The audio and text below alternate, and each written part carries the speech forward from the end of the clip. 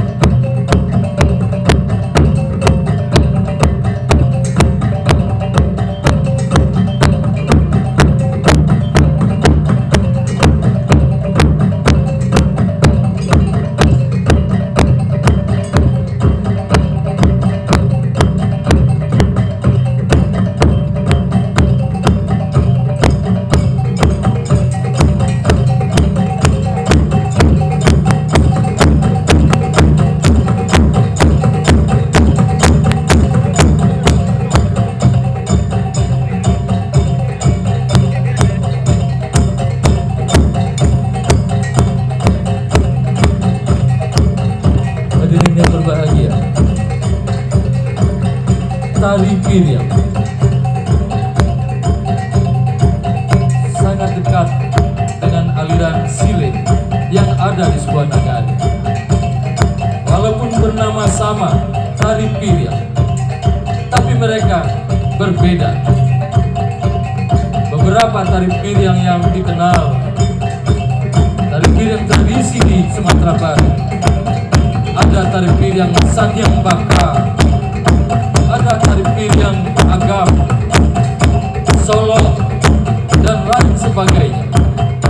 Masing-masing memiliki ciri khas tersendiri. Inilah sebuah kekayaan, inilah kebebasan berkreasi tanpa harus keluar dari nilai-nilai tradisi. Sile Art Festival Panjapuy Piutang